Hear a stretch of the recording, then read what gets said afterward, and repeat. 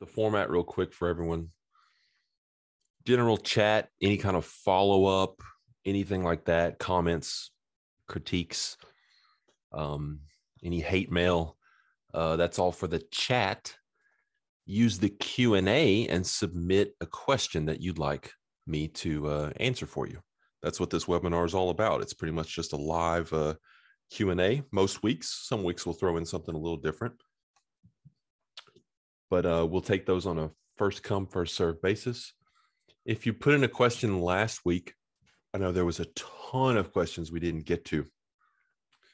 Put a little note at the beginning of it in the Q&A in your question and say, from last week, and I will try to make sure that it isn't missed twice in a row. But at the end of the day, it's on you for putting it in late. Okay, let's hop into it. You're welcome, Niles. Man, that is a solid name, Niles Muhlenbrook. Brook. All right, Tanae asks, do you trade to a daily profit target in dollars or points? Or are you always looking for a predefined profit target based on a trade that's been identified pre-market? Those of you who have been hanging out with me for a little while know what I'm about to say. I don't think that any of that type stuff is a good idea. And I'll tell you why. Let's get a little screen share here.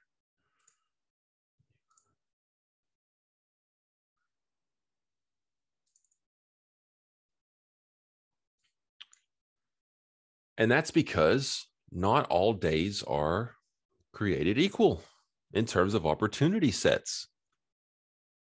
You know, you're going to tell me that there's a day where, you know, let's pretend it's this overnight session right here where it's just like chopping around and there's no range expansion and nothing really happens, versus a day like this, right, that really moves.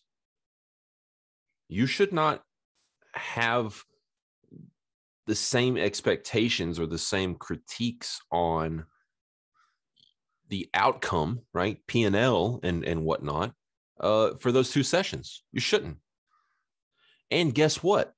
You shouldn't have, for example, it would be totally appropriate if, for example, you had huge expectations on this day and nothing happened, and you had very tame, mild expectations on this day. For example, let's say it started to go down and you exited right here as we took out this poor low or something, and that's all you were looking for on that day.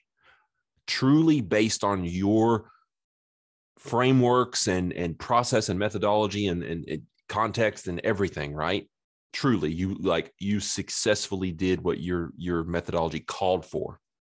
You saw a certain opportunity, which you didn't miss any variables, you didn't do anything wrong, whatever.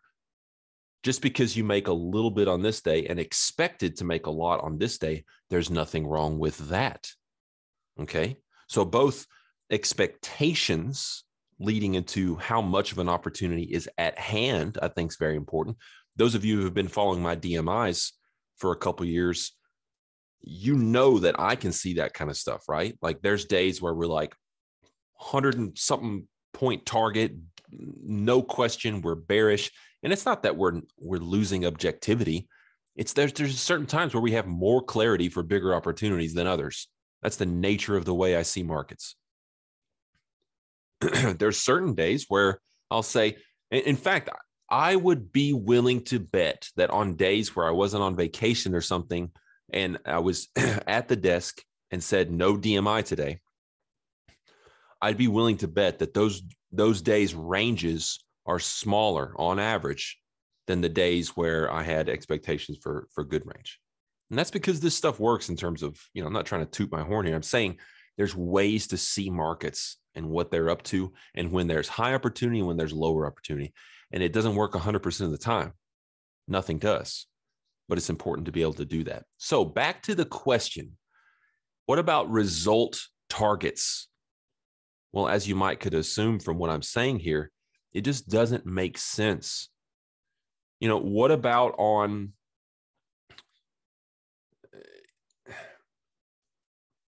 how should I put it differently? It's very important that you attach goals and satisfaction and critique with what happens to what was available to you for your methodology, your process, your trade management scheme, everything about the way you would interact with that market for that session. For someone to come in and just have dollar-based targets or points-based targets is just wrong. It sets you up for psychology mistakes because you're not getting what you want in those ways. It sets you up for everything from FOMO to revenge trading to you name it. So, you know, it's no different than on an individual trade. Some trades are designed to scalp for a few points.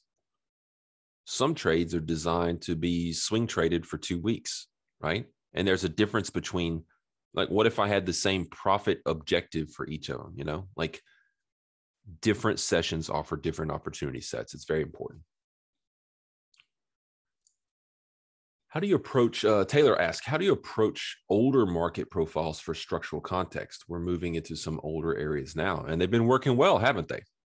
So we have the past 2 days range has essentially been largely, almost perfectly defined by older structural areas. Taylor probably knows that. That's why he's asking the question. I think case in point, they still work. I think the difference is using them erroneously. That's pretty much the mistake that I see students make. They say, well, here's this structural area that I have. It's from 2 months ago or 6 months ago. I'm bearish below there, bullish above there. Like, that's lines in the sand, like directional bias type of stuff with those references. I think that's a mistake. I think that old structural areas, not recent ones we can create directional bias from. Older, my phone is blowing up. What's going on here? Let me take a look here.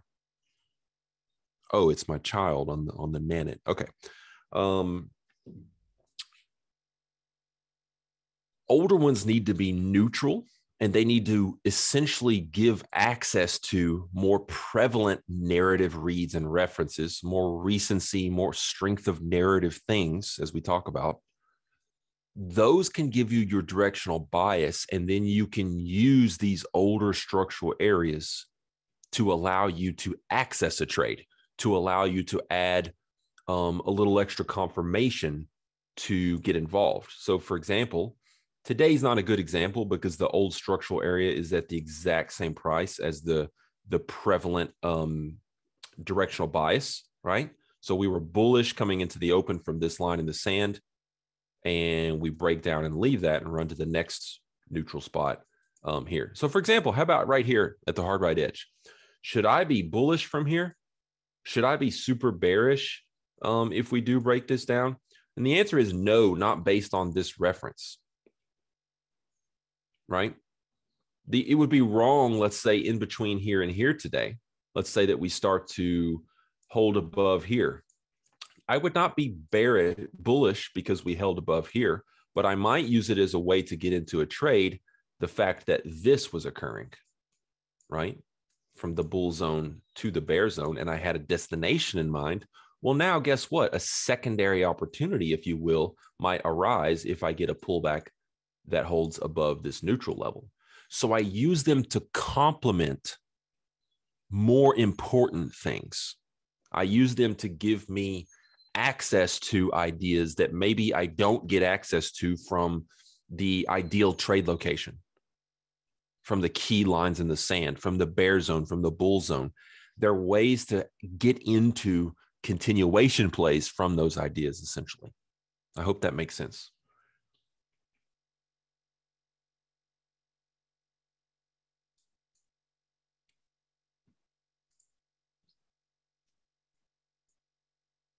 Yesterday was, Michael says, yesterday was particularly volatile. What indicators do you suggest we use to account for that volatility? Or are there go, no-go criteria to trade during the day? Not sure I know how to answer this.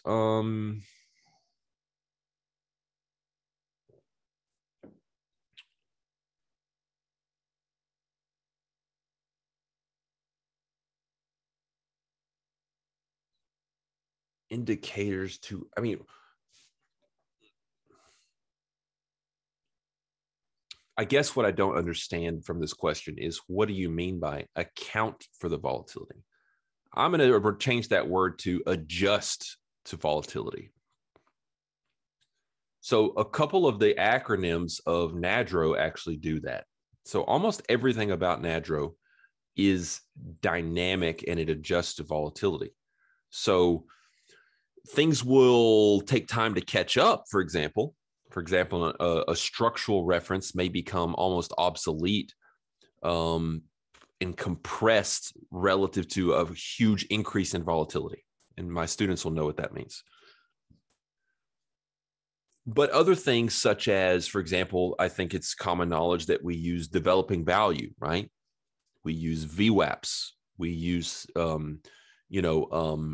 volatility-based bands around VWAP. Those things adapt with volatility. So in day-to-day volatility, for example, you'll have a value area that's much wider because volatility is higher, right? So things like that naturally adapt with the tools that I use. So indicators that do that are going to be volatility-based bands that expand and contract. Market profile or volume profile based things are going to be wider or tighter based on volatility. Even just plain and simple bars and rhythm, I should add, is one of the biggest things. The kind of the how large the average ebb and flow is, or the median ebb and flow is that we're seeing on a particular time frame. Recently, right? Not a study of the average rotation size over the past 2 years. I could care less. That's a big average number or median that encompasses a lot of different volatility regimes. I care about the current volatility regime. So I'm not going to use that much data to come up with what those are like.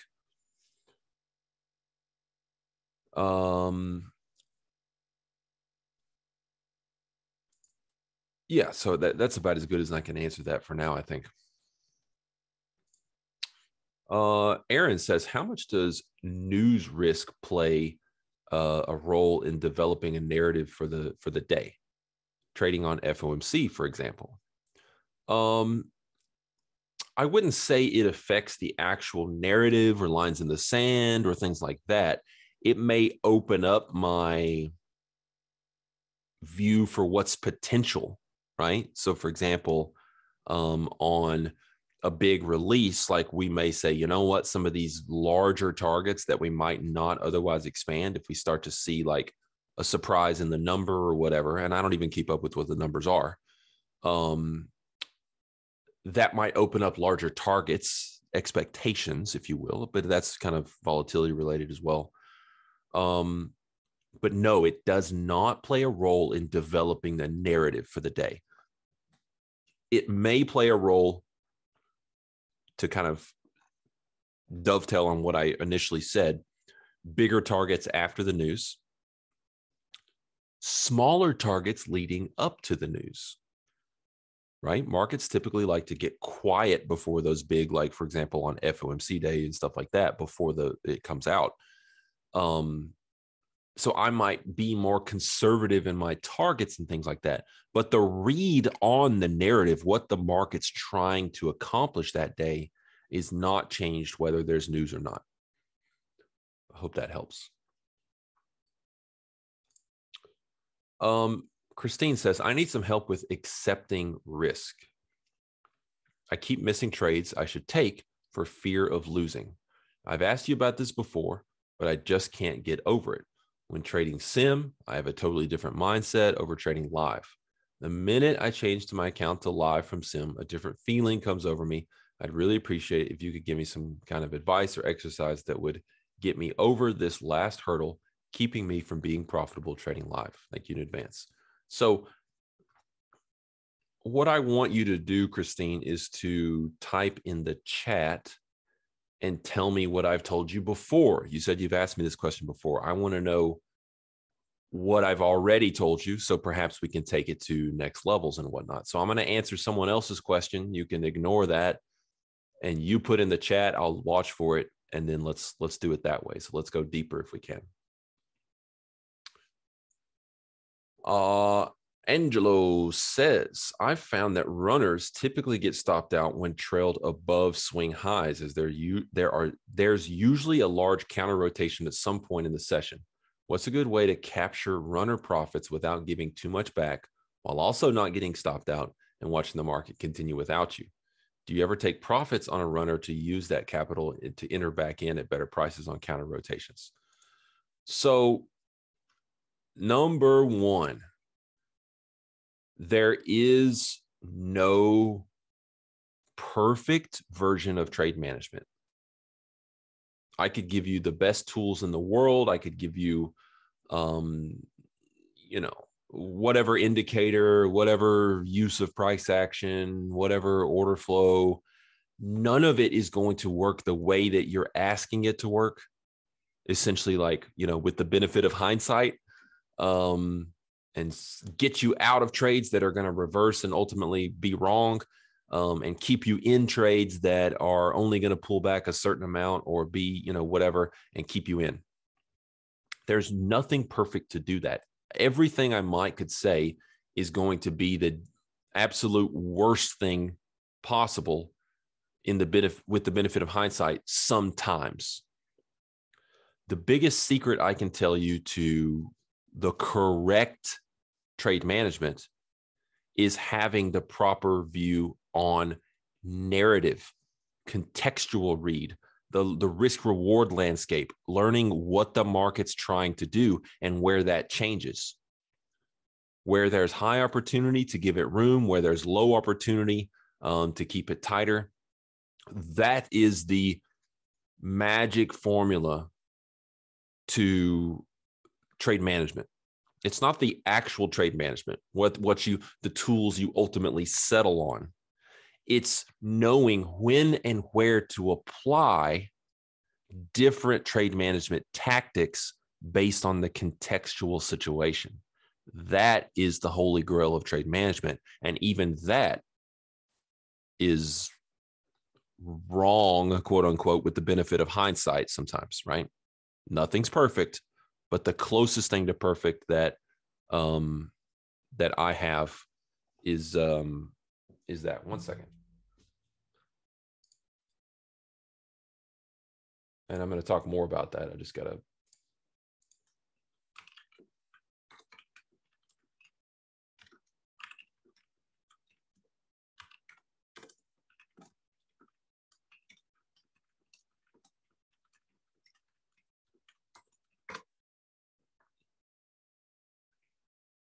Okay.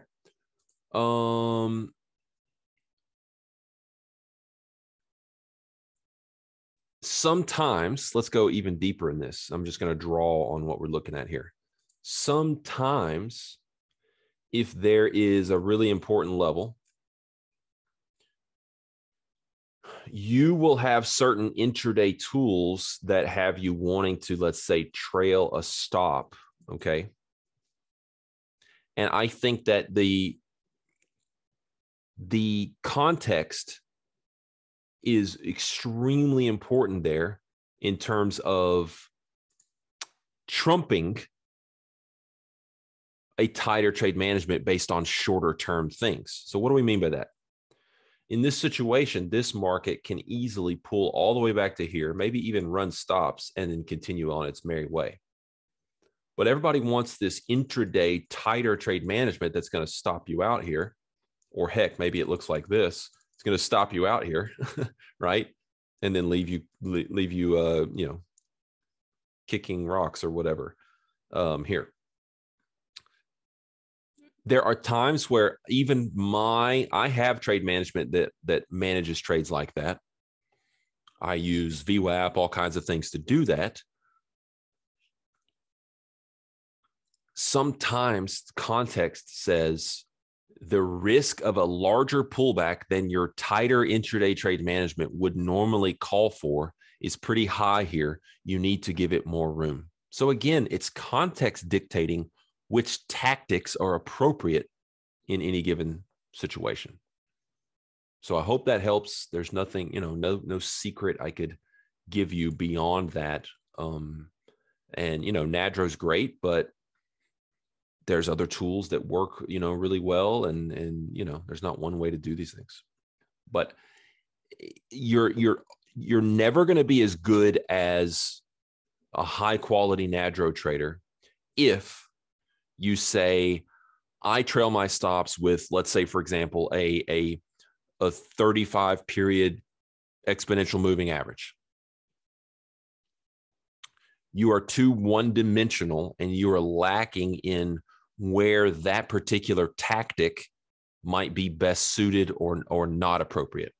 You'll never be as good. You don't have to be as good as a great NADRO trader, but I'm telling you, the NADRO trader with a better read on context and a bag of tricks they can pull out for different situations in terms of trade management is going to be superior to a singular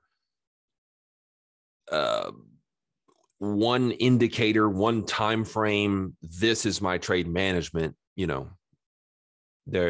just, it's impossible because of all the stuff I've been talking about. All right, so Christine gave us a follow-up. Let's go read that in the chat. The main thing I remember you saying is that you got over it by being disgusted and by seeing what you left on the table. And I learned, essentially what I hope you're saying here is that I learned my triggers, and therefore knowing those was part of the battle. So let's go back and kind of read her trade aloud here again. Her question. She needs help accepting risk. Let me get the whiteboard up here.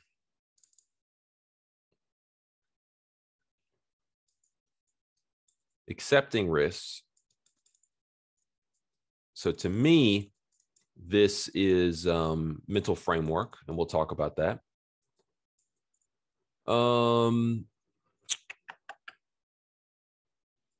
And this is really like 1A.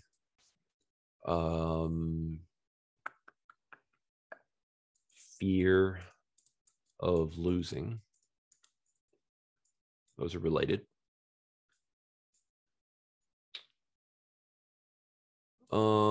And obviously this would show up in sim versus live.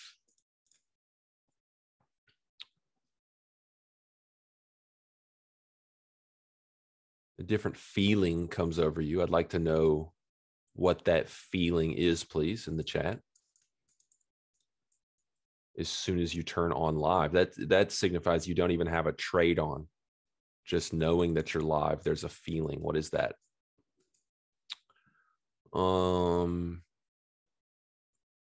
So that's it.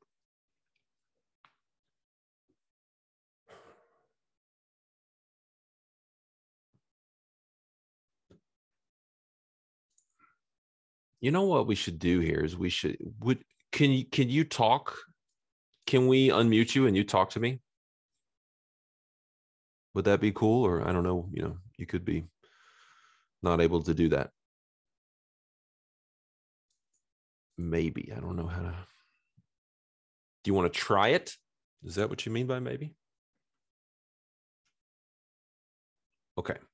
I don't know how to do it, but I'm going to try here. Participants.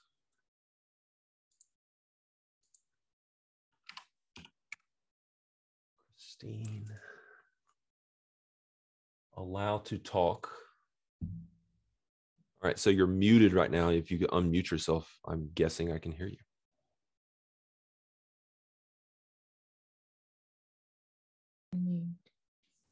Well, I hear you. Oh, you can hear me? Yeah. Oh, great. Sweet. All right, so this is fun, little impromptu combo. All right, so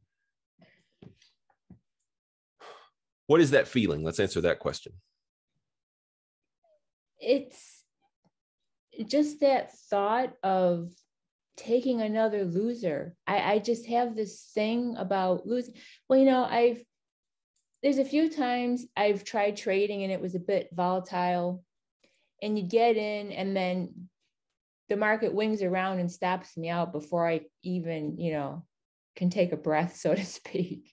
Mm-hmm. So I think it's this, the memory of things like that happening to me. Okay. But I just have this general, I just have in the back of my mind, oh, if this next trade I take is a loser, then I'm just feeling bad about it. Okay.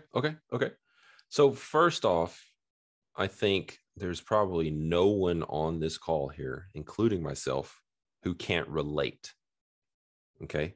And to varying degrees and based on level of experience and success.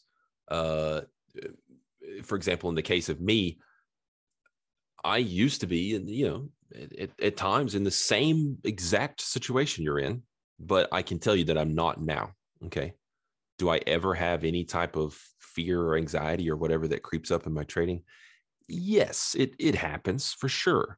Do I ever have the desire to get out of a winner for reasons outside my process? For sure, for sure. So first of all, you're not a weirdo, okay? It's not like you have these like deep problems that other people don't have. This is very natural human trader, as we call it, right? Right. So the thing that I hear from you and words that you use there, well, I defined one for you, but you said being afraid of another loser, and then you talked about how like getting what I call steamrolled, right? Like you get into a trade and it's like, whoa, what the heck just happened? I'm already stopped out. That sucks. I don't like this feeling. Right. And then, well, another thing that'll happen to me is, okay, so I took a loss and it was a trade I was supposed to take, and I'm too busy examining at that moment why it lost. Could I have avoided it? And then the thing does go in my direction, and I miss the next entry because I'm too busy trying to examine what just happened. Okay, cool. So trading is a lot like sports, right? And that wouldn't work in sports, would it? No. Right. You have to kind of like be ready for the next play, the next shot, the next whatever sport you're, familiar with. Like you can't like sit and dwell on what just happened. Now, there's a time and a place for that, right? So number 4 here is review work.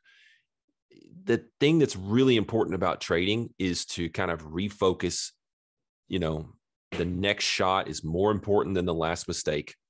To remain objective and not get down on yourself, not get elated with being in a winner, but just to continue to focus on a process and what you're trying to do, the things that are within your control, and then not judging yourself too harshly in the moment when you're in the performance activity, right? Mm-hmm. So you have to continue to just say, okay, that's done. The next shot is more important than the last mistake. And you have to reset, and you have to kind of be able to do that. And knowing full and well that later that afternoon or that evening or whenever, you're going to do a thorough review. You're going to have the opportunity to fully analyze if there was something you could have done better, if there was a mistake you made, if it was the right call, all those kind of things, right? So you just have to kind of change when you allow yourself to put on that manager review hat, and you can't do that in the moment. So that's a simple thing. But let's get back to kind of the this mental framework thing around accepting risk and whatnot. So could I say something else please. About the feeling that I get when I switch it from sim to live? It's I put a lot of I feel pressure on myself to do well. You can have a losing day and still have done well. I understand that. But putting pressure on myself to be successful and be positive for the day, not miss good trades. I just put a tremendous amount of pressure on myself to do well. Yep. Yep. Takes one to know one here. Okay. I felt like I at times put the weight of the world, if you will, right, on my shoulders for my own trading, which is, pretty ridiculous. But I want to tell you something that's maybe even similarly ridiculous. I want to draw it graphically. Between a absolute beginner novice, right, and the most absolute expert, and professional trader, where are you on this spectrum? I would say that I'm a little right of center. And another thing that's really crazy is that I do a pre-market prep every day. And I say, if X happens, we should go to this level. If Y happens, we could go to this level.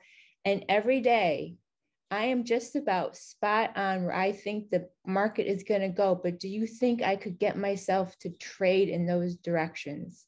It's so frustrating. Okay. So so for example, I'm kind of obsessed with golf right now. And so I'm currently like an 8 handicap.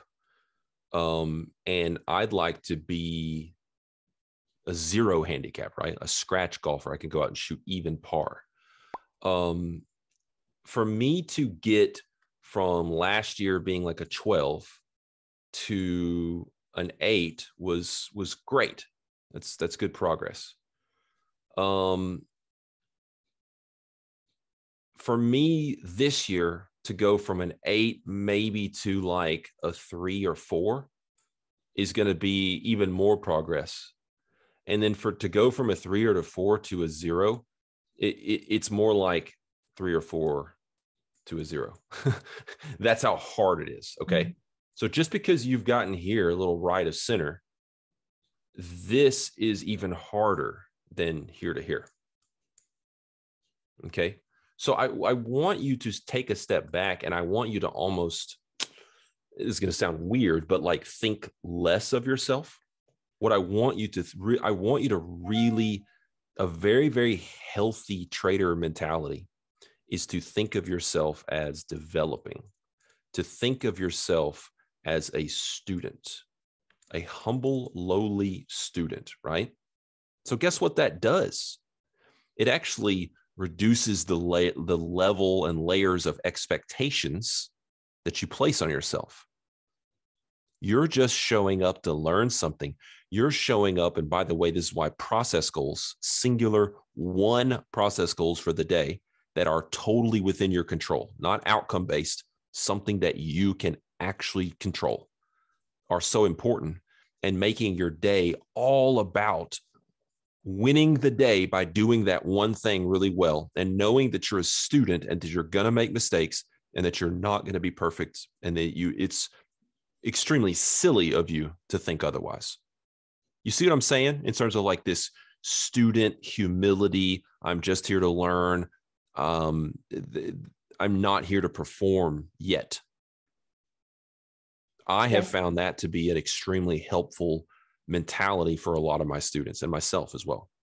Yeah, if you know you're still developing, you can't expect yourself to be. That's right. Really good. That's right. And so I think when you combine that with what I talk about in the mental framework section of the NADRO course around what trading really is, okay, you tell me. I've seen you around, and I know you're a student and whatnot. Like, what is my how often am I wrong? Me, Merritt.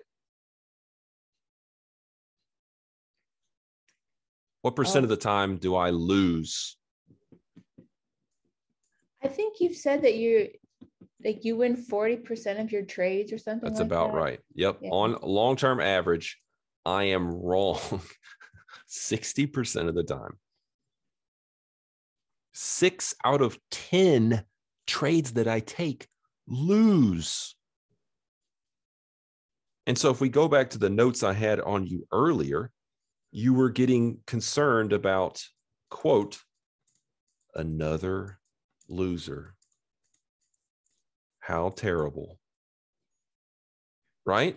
It's not Right. that bad. It's what trading is. It's what we're doing. It's what the nature of this thing is. Right. And I understand that. It's just I can't get my Well, brain to understanding accept. it is not the same thing as Right. internalizing it and embracing it. Right. Okay. So here's my next question for you. What work have you done along the lines of all the key mental framework type stuff that I teach in the course? What work have you done? Um,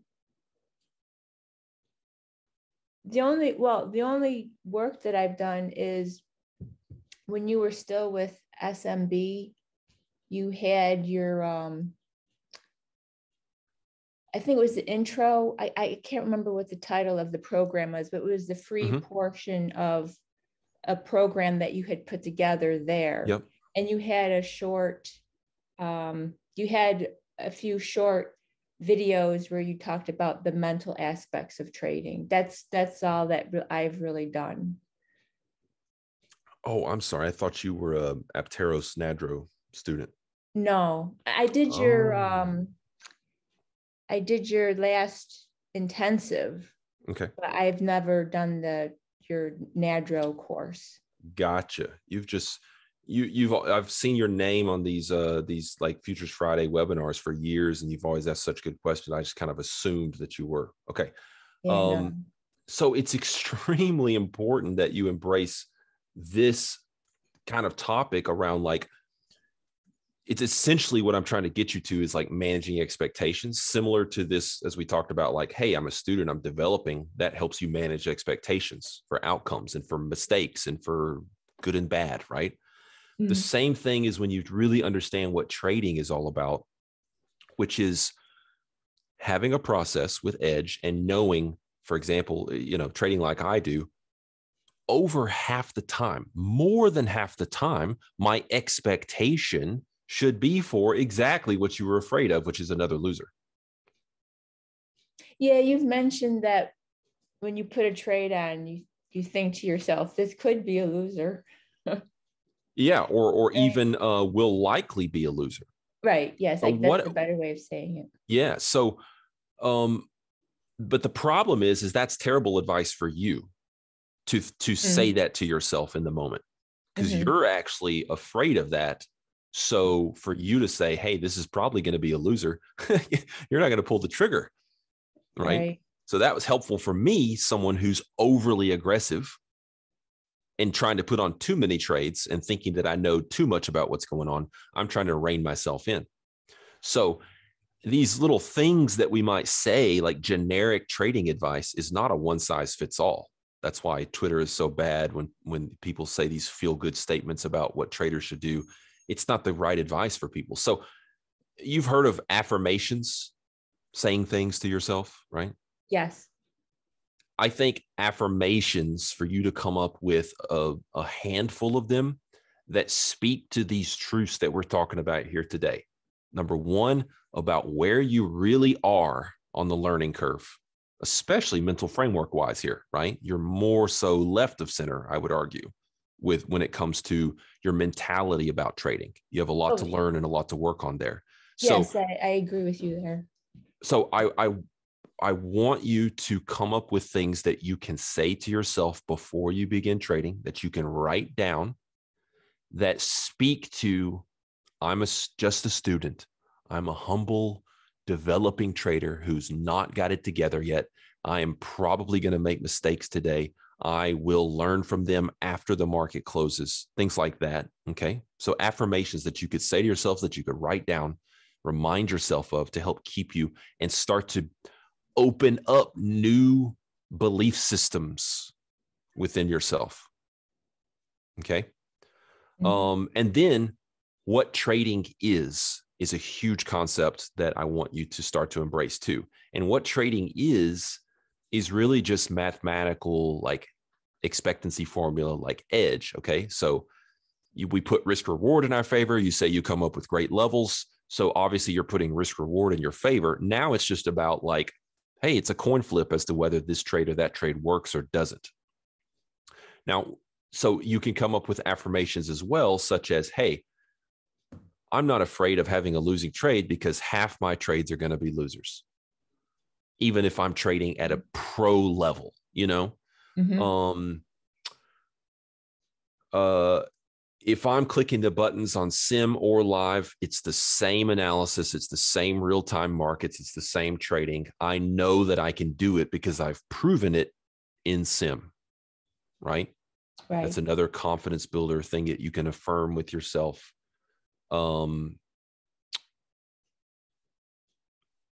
I know that the outcome of the next trade is entirely random, things like that, right? So again, we're reducing attachment to individual trade outcome. We're reducing anxiety, stress levels, fears, because we start to understand a more deeper wisdom, the real truth, the real reality of the game that we're trying to play. You have to get yourself to this place to be able to let go, right? It's all about letting go of those outcomes mentally. It's all about being able to be like, I don't know what's going to happen next, but I do know the things that are within my control that say I should be short here or I should be long here. Now, the thing that could be a big problem for you here, but unfortunately, we don't have time to get into, could be your trade management. It could be the shorter term timing of your entries. There could be process wise things that are going on that are causing you to have a lot of trouble and maybe rightfully be afraid of putting on these trades because you're having some trouble there. The fact that you're having the success that you are in sim leads me to think that that's a much more minor issue, if an issue at all. So I think really this is between the ears for you. And I think that you begin, the reason why, so this is going to be you doing the work. Earlier, I asked you what work you had done along these lines. And you said, well, I watched a video of yours.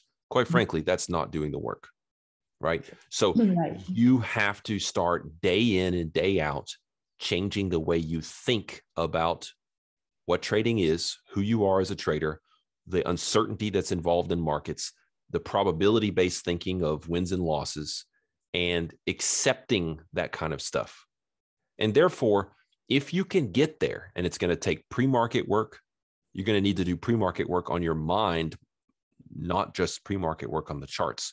You're going to need to do journaling during the session, not just of, oh, I entered short at 43.50 and I covered at 43.10. No, you're going to need to journal. I fully embrace that over half my trades can be losers and I can be a very successful trader, right? I fully embrace that I know nothing about what is going to happen on this next trade, and I don't need to know what's going to happen because this is not important. It's the same concept as a casino. It really is. I've had someone recently I did a webinar with who's now blocked me on Twitter, who told me that that's not a good example because there's more certainty in a casino. I've personally been to a casino and seen, I forget what the number was, don't quote me on it, like 26 or 32 reds in a row on the roulette wheel. Wow. You know what the percent chance of that happening is ridiculous. Ridiculous. Yeah. Right? So like someone pointed out in the chat a second ago, if I'm 50-50, like 5 or 6 losses in a row is actually not that big of a deal. It's going to happen. Okay. Mm-hmm. So we start to treat more like a casino. If someone's playing roulette or blackjack at a casino, the owner watching the, video from whatever, like think like Ocean's 11 or whatever, they're watching all the cameras or whatever. They're not sweating bullets as to whether your $100 bet on this blackjack hand is going to win. They're going to win or lose. They don't care because they are doing the things that they're supposed to do. They've created a process with edge, right? The game, AKA a trading methodology with edge. Mm-hmm. And they know that it's a pretty random outcome, the next pull of the card, the next spin of the wheel. But they know that over sample size, which is why they want you to stay in the casino, have some drinks. You don't know what if it's day or night. Keep making trades. And that's what we have to do as traders as well. Get the sample size, keep taking our good trades, and therefore not over the next trade, not over the next 5 or 6 trades, but over samples of 20 to 30 trades. A lot of the time we see that edge show up. There's good runs, there's bad runs, but as a whole, 20, 30 trades, you start to see that edge showing up over time. And so start to view trading from a bigger picture view of that sample size mentality rather than getting so hung up on what's going to happen on this trade. I'm afraid of this trade. I'm afraid of today, you know? Mm-hmm. So the work that you can do is really around affirmations. You could do visualizations. You can experience both the positive and the negative feelings and visualizations of what you've been feeling versus what you want to feel. Anyways, thanks for coming on. I hope this has been helpful. Oh, yes. Thank you so much. I appreciate you taking the time. Yeah, you got it. I mean, you know, I only did it because you've been such a long time, you know, person who shows up to these webinars and asks great questions. So I wanted to help as much as I can.